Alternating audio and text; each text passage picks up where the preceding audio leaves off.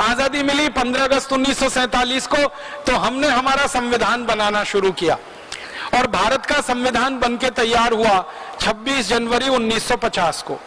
इसके लिए एक संविधान सभा का निर्माण किया गया।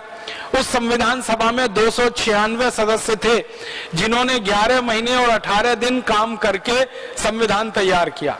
लेकिन 11 महीने और 18 दिन में काम कुल 166 घंटे हुआ और उसमें संविधान तैयार हो गया।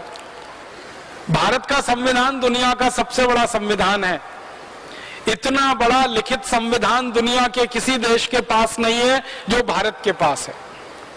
395 तो अनुच्छेद हैं, जिसको हम आर्टिकल्स कहते हैं, और इतना मोटा सा पूरा पुस्तक है, शास्त्र जैसा, आप कभी भी खरीद के देख सकते हैं।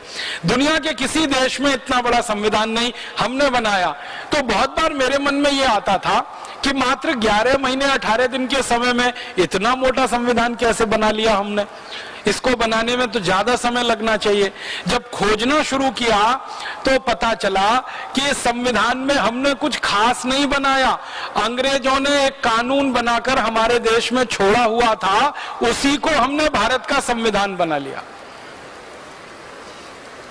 अंग्रेजों का एक कानून था इस देश में 1935 में, उसका नाम था government of India act. Government of India act में जो कुछ लिखा था वही सब कुछ भारत के संविधान में है, कुछ बदला नहीं। और गवर्नमेंट ऑफ इंडिया एक्ट अंग्रेजों ने बनाया था भारत पर राज्य करने के लिए, भारत को गुलाम बनाने के लिए और भारत पर साम्राज्य स्थापित करने के लिए। उसी को पूरा का पूरा संविधान के रूप में हमने स्वीकार कर लिया। तो संविधान सभा में जो बड़े बड़े नेता शामिल हुए थे ना, उनके बयान अगर आप पढ़ेंगे तो आप हैरान हो जाएंगे। हमारे देश की संविधान सभा की जो ड्राफ्टिंग कमेटी थी, उसके चेयरमैन थे डॉक्टर भीमराव अंबेडकर।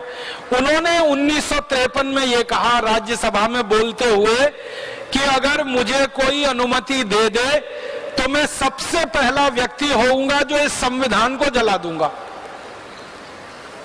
पत्रकारों ने उनसे पूछा कि आप इस संविधान के निर्माता हैं और आप ही इसको जलाने की बात कर रहे हैं। तो डॉक्टर भीमराव अंबेडकर ने कहा था कि इस संविधान से भारत के किसी नागरिक का भला नहीं होने वाला। क्यों नहीं होने वाला? क्योंकि जल्दी जल्दी में बनाया गया ये संविधान है। और उन्होंने बहुत बेबसी से ये कहा था कि मेरे पास कोई चारा नहीं था, इतने कम समय में संविधान बनाना था और अंग्रेजों की तरफ से हमको ये गवर्नमेंट ऑफ इंडिया रूल या गवर्नमेंट ऑफ इंडिया एक्ट का ड्राफ्ट दिया गया था।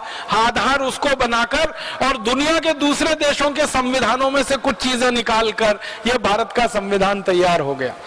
ये भारत के लोगों द्वारा तैयार नहीं किया गया, एक तरह से अंग्रेजों के बनाए गए कानून पर आधारित है। तो परिणाम क्या हुआ?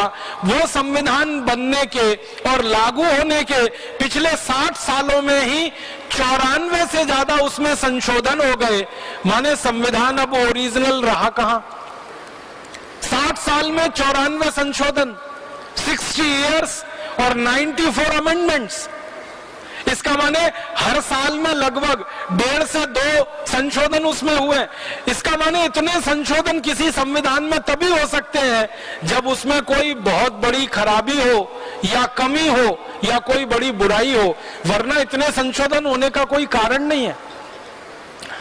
संविधान सभा में सच्चिदानंद सिन्हा थे, पंडित जवाहरलाल नेहरू थे, सरदार वल्लभ भाई पटेल थे, सरोजनी नायडू थी, राजकुमारी अमृत कौर थी। ऐसे भारत के बड़े बड़े दिग्गज नेता थे। इनके बयानों को अगर आप पढ़ेंगे तो हैरान हो जाएंगे।